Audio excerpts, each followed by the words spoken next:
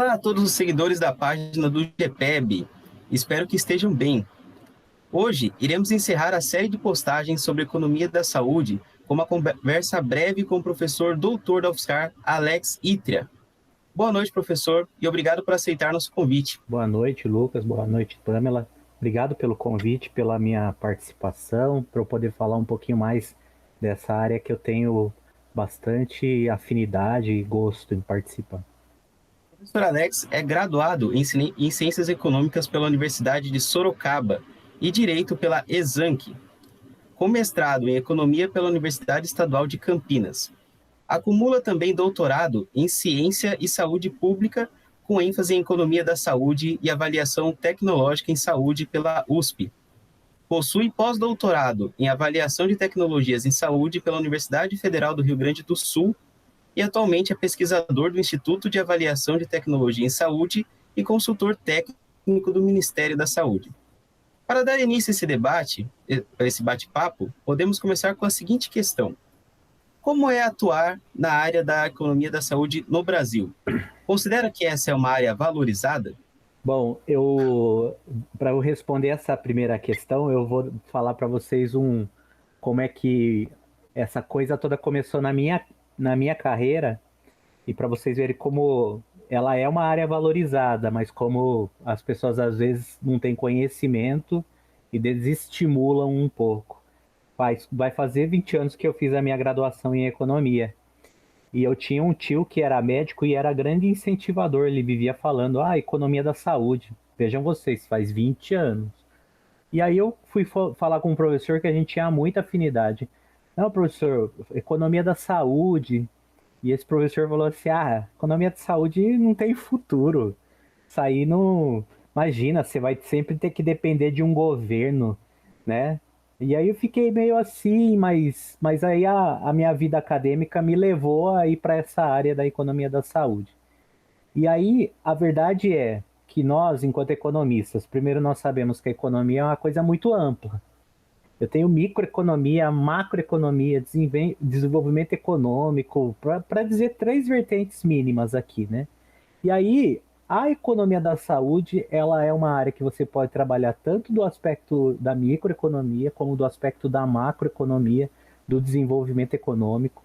Uma outra questão importante, né, que nós economistas adoramos ficar fazendo aquela briga de qual escola você tem preferência, se é schumpeteriana, neo-keynesiana, clássica. E a economia da saúde, ela não tem uma escola propriamente. Ela é uma coisa muito mais aplicada, sabe? É você olhar para uma realidade e você utilizar dos seus conceitos de economista para trabalhar aquela realidade.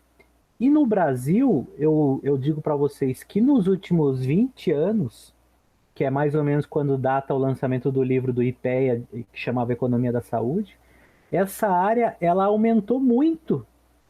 Mas a grande questão é que, assim, vejam vocês, enquanto no Brasil existem poucos economistas que trabalham com saúde e muitos médicos, no mundo todo você tem muitos economistas que trabalham. Por quê? Porque é uma área que envolve modelagem, é uma área que envolve cenários.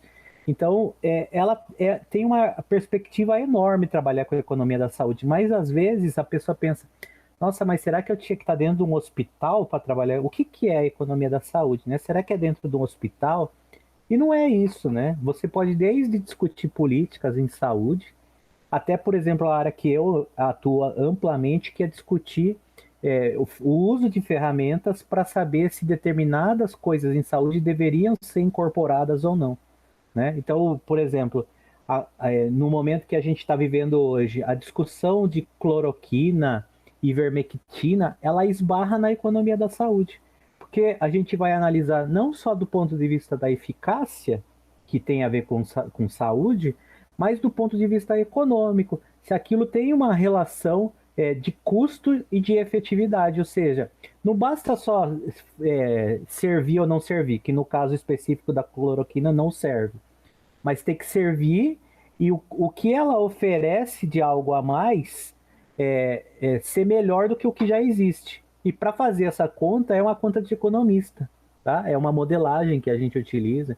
Então, ou seja, hoje indústrias farmacêuticas contratam economistas na área da saúde, o próprio governo, essa área que eu atuo, chama Departamento de Gestão e Tecnologia em Saúde, requer muitos economistas. Então, é uma área que a gente vê muito pouco na faculdade, mas que é uma área bem crescente, tá?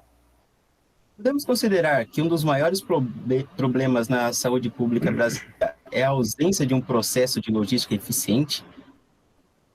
Olha, a gente pode considerar logística nos tempos atuais que esbarra com a questão da pandemia, ela realmente é um problema. Mas o sistema de saúde brasileiro ele tem diversos problemas importantes. Logística talvez não seja o principal, não. Tá? O Ministério da Saúde ele até tem um bom sistema logístico. É claro que hoje o Ministério da Saúde ele é embutido de uma política onde cada vez que você troca lá, sei lá, o presidente, você troca toda uma equipe, e aí tem muitas indicações, isso vai gerando ineficiência, como nós sabemos, porque você não coloca pessoas capacitadas em determinados lugares, né? Então, por exemplo, a crise que estamos observando hoje na questão da vacinação tem a ver com logística. Por quê? Porque tem a ver com o fato de eu ter um timing que eu deveria ter comprado insumos, vacinas, e aí eu tenho que colocar isso em salas de vacinas, criar um planejamento para vacinação. E olha que o Brasil sempre teve um bom histórico de vacinação, é referência no mundo todo. Mas esbarra muito em logística também por uma série de outras questões. Veja, como tem a ver com logística, você cria programas do tipo médico de família, a região sudeste é onde mais recebe esses médicos e a região norte e a região nordeste pouco recebe.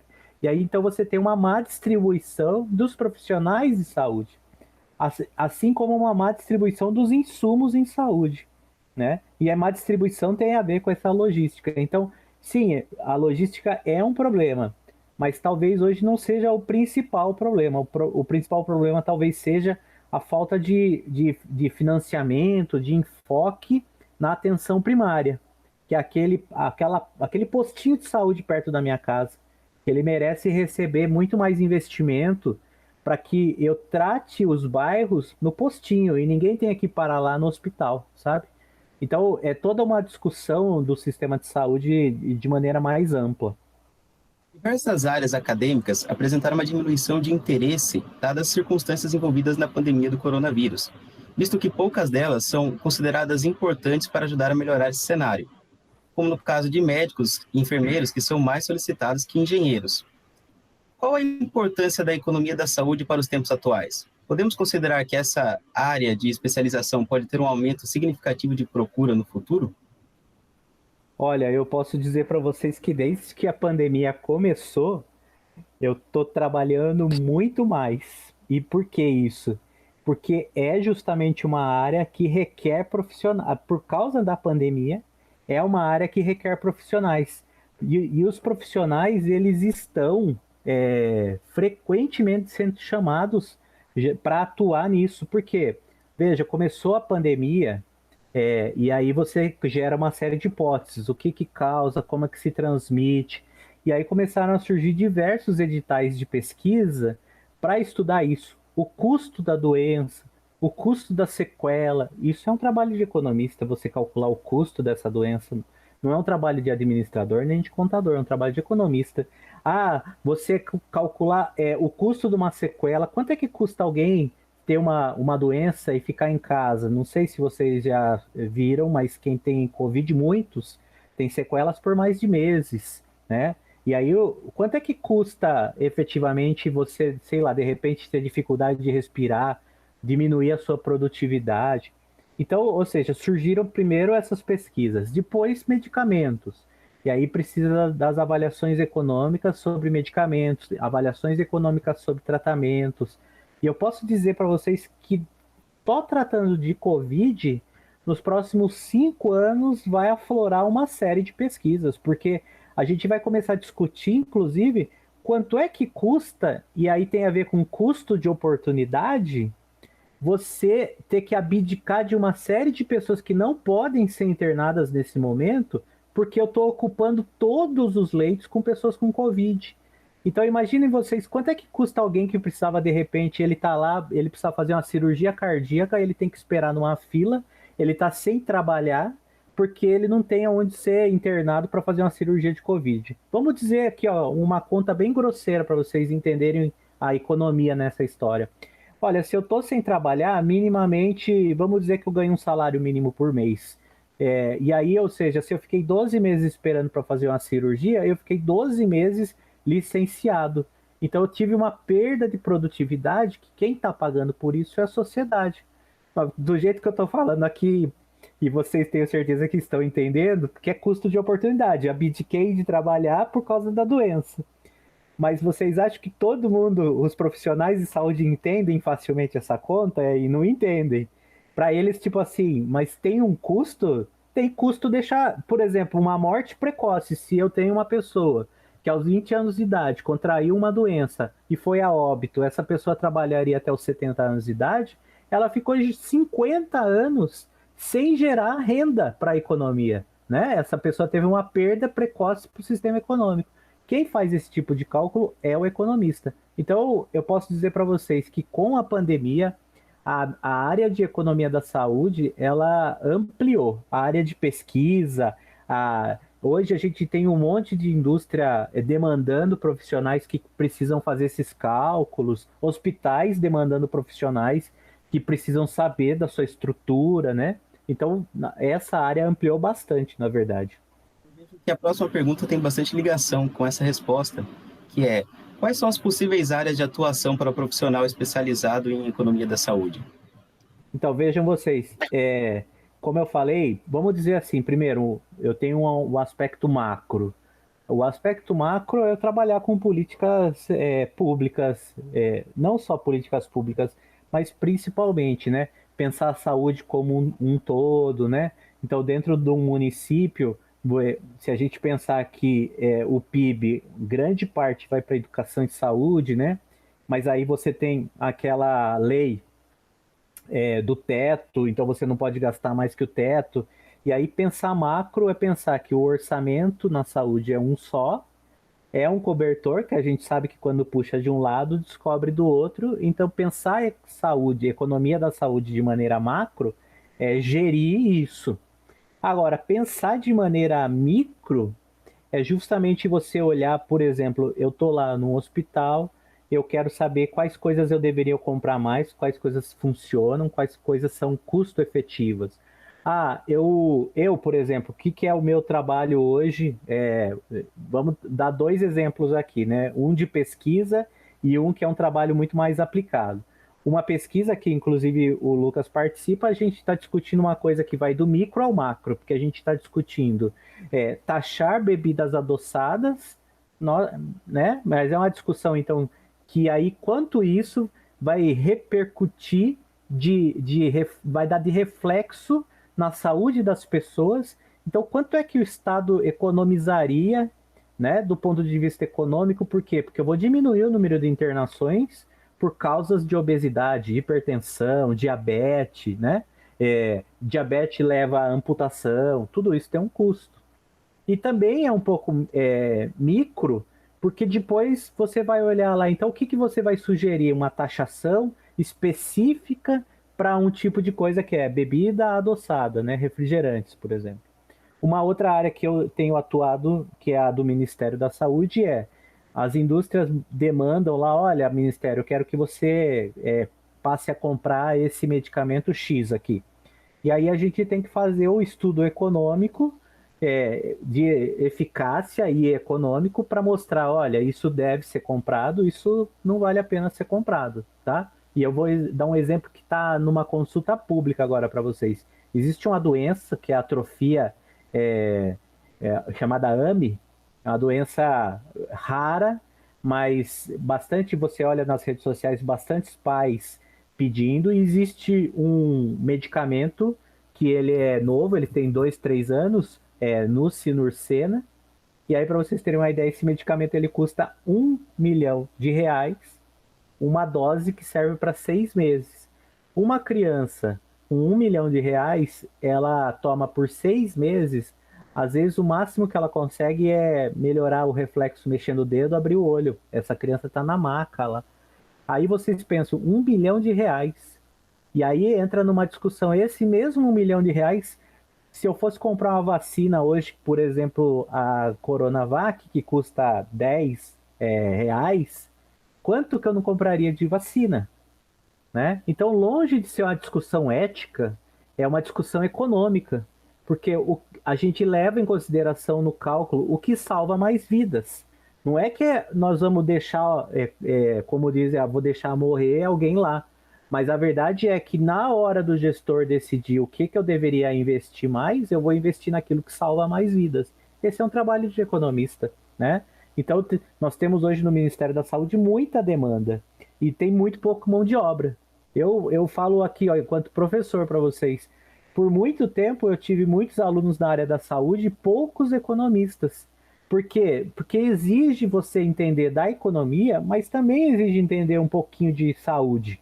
Eu mesmo no doutorado fui fazer aula de epidemiologia. Hoje eu sei o que é epidemiologia, mas o que é? Na época eu falava, mas coisa de doença, gente, mas eu sou economista, né? Então, ou seja, exige um pouco dessa curiosidade sanitária, mas exige muito mais um conhecimento em economia, né? Então, tem realmente uma demanda bem grande para essa busca profissional. O senhor citou um pouco anteriormente, mas também gostaria de saber em quais projetos está atrelado atualmente e que gostaria de divulgar para o público. Olha, e assim, antes de eu falar especificamente dos projetos que eu tô, vejam vocês, antes de eu vir para a UFSCar, eu fui professor por 7 anos na Universidade Federal de Goiás. E lá eu era professor numa área da saúde, mesmo sendo economista. Quando eu cheguei em Goiás, de cara eu fui procurado por uma professora da odontologia. Olha, eu fiquei sabendo que você é economista e tal. Então é que eu preciso fazer um estudo aqui sobre um aparelho e tal, um aparelho para verificar lesão bucal, para ver se tinha câncer ou não. E aí eu entrei num projeto de odontologia. Eu já fui procurado por professores de enfermagem, nutrição, né? Porque realmente essa área é muito carente desse profissional, tá? Olha, eu até anotei aqui os projetos que eu tenho em andamento ou que eu faço parte do grupo de pesquisa. E essa é uma característica que o economista ele deve ter. Às vezes, nós não seremos o ponto principal da pesquisa, mas nós seremos aquele ponto que vai dar um apoio muito grande. Para vocês terem uma ideia, eu tenho alguns artigos em que o meu trabalho foi. Vejam vocês, eu vou falar, vocês vão falar, nossa, que simples. O meu trabalho foi pegar os valores que foram calculados lá de uma determinada doença, de um determinado medicamento, trazer esses valores para o valor presente, né? Ou seja, eu embuti a inflação, no caso a gente usa muito o IPCA saúde na área da saúde, e depois converter em dólar internacional, que é a chamada paridade do poder de compra. Para mim, enquanto economista, não foi complexo, mas para os profissionais de saúde, parece um bicho de 7 cabeças, né? Então vejam, olha os projetos que eu faço parte hoje. Nós temos esse projeto de taxação de bebida adoçada, que o Lucas faz parte também. Esse é um projeto que ainda vai quase um ano pela frente, que a gente vai discutir depois a implantação disso, né, de taxar e qual resultado vai se dar na saúde. Eu tenho um projeto que eu participo com uma professora de Minas Gerais, que é um projeto na área de odontologia, que é o estudo do custo do programa de implantação de programas odontológicos nas unidades básicas de saúde. Então, o meu papel lá é justamente ajudar os pesquisadores quanto é que custa para implementar esses programas. Eu acabei de entrar num projeto de pesquisa com uma professora de Sorocaba, lá da Uniso, mas é uma professora que tem um currículo fantástico, que é um projeto de HIV, que a gente está estudando o custo de um tratamento de HIV e os eventos que isso causam. Eu tenho um projeto com a professora de Goiânia, que é o custo de internação e infecção causada por internação. né? Então, os efeitos, sequelas e tudo mais. Eu tô com esses projetos no Ministério da Saúde e a cada 3 meses, pra vocês terem uma ideia, faz 3 meses eu tive que analisar um medicamento para hepatite B. Agora eu estou analisando um medicamento para hemofilia, né? Eu entendo o que eu vou aprendendo. E eu tenho um projeto que é um pouco mais, aliás, mais 2 projetos, que é um pouco mais um é consultoria, que é um processo junto de um professor para fazer um cálculo de custos de tabagismo, quanto é que custa o tabagismo, o doente e tal. E como foi falado aí, eu sou advogado agora, mas eu sou formado recentemente. E eu tenho projeto na área de judicialização em saúde, inclusive um capítulo de um livro de judicialização em saúde, que é discutir não só a ferramenta econômica, mas quando o setor judiciário toma a decisão no lugar dos gestores. E aí judicializa, então. Então também tem o projeto, e tem uma orientação de doutorado nessa área também. Muito obrigado, professor Ítria, por nos passar esse conhecimento sobre uma área tão importante, principalmente nos tempos atuais. Espero que essa discussão acenda a curiosidade dos espectadores sobre o assunto e colabore com a propagação dessas informações. Aposto que muita gente vai se interessar cada vez mais por esse tipo de discussão, esse tipo de informação. Fiquem de olho na página do GPEB para ter acesso a mais novidades na área de economia. Muito obrigado por assistirem. Obrigado.